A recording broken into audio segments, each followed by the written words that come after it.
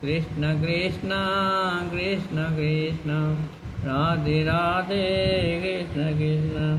अब सौंप दिया ऐसे जीवन को,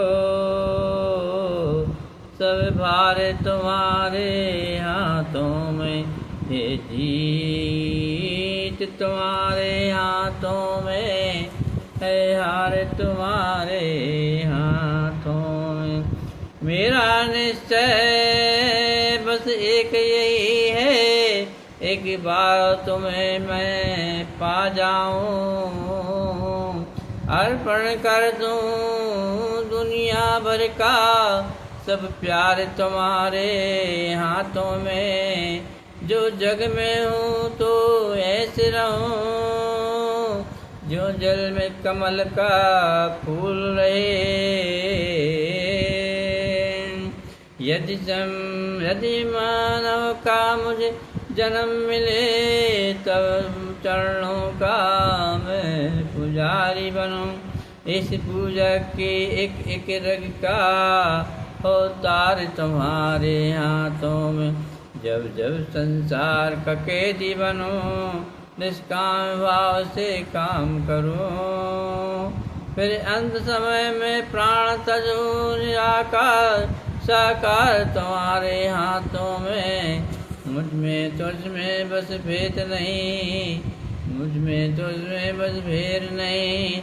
मैं नर हूँ तुम नारायण हो, अब मैं हूँ संसार के हाथों में, संसार तुम्हारे हाथों में, संसार तुम्हारे हाथों में।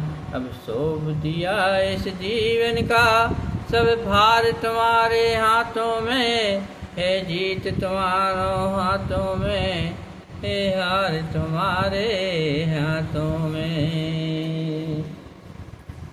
राधे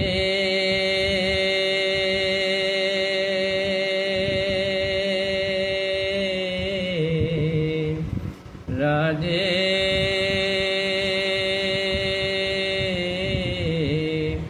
राधे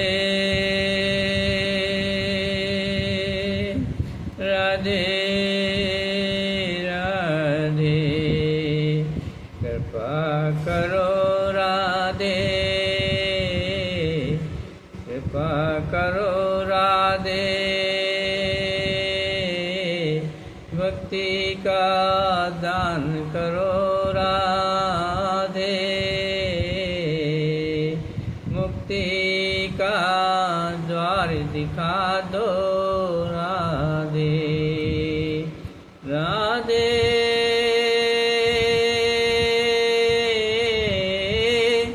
भक्ति का द्वार दिखा दो,